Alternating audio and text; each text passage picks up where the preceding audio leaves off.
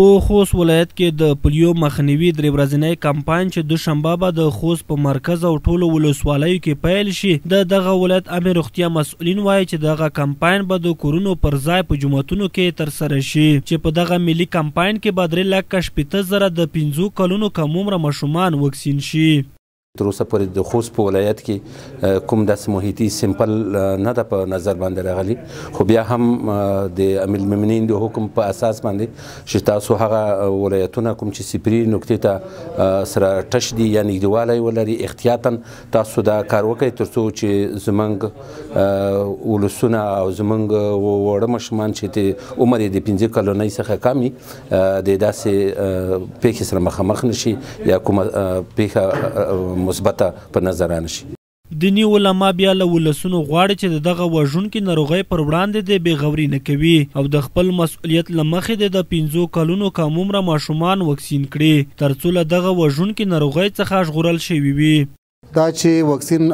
یو هم شای دی د دې په اړه باید موږ دومره ووایو چې مخکې له دې چې دغه کومې مریضۍ موږ تاسو ته راځي له هغې مخکې موږ تاسو د هغې مریضۍ نه ځان وساتو، نو دا په موږ باندې د خپل ځان ساتل فرض دي. نو د مریضۍ دپاره چې د مرضونو نه خلاص شوي وو دغه واکسین باید تطبیق شي چې خپله لڼه زمان بچون واکسین ته ولګي چې واکسین په خپل ټیم ورته وشي چې د ډېرو سختو ناروغیو څخه په امن کې وي. خپله کوشش کوم ټیم هم پوره ده د واکسینو، دا اوس کوشش کوم چې ور ولګم واکسینو ته. د خوست ولایت د کتلوي معافیت مسؤلین وایي چې دوی په دغه ولایت کې د پولیو وایروس کومه مثبته پیښه نه لري او زیاتوي چې هڅه یې دا ده چې د دغه ولایت هر ماشوم چې عمر یې له 15 کلونو کم وي واکسین کړي. د هغو میندو نه چې په کور کې د 15 کلنۍ څخه لاندې ماشومان وي دا هیله لرم چې په دې 3 ورځو کې زموږ د پولیو رضاکارانو ته راوبسي تر څو د ګوزان د 2 څاڅکو واکسینو څخه پاتې نشي. د پولیو مخیطي سیمپل هم مثبت نه لرو. دا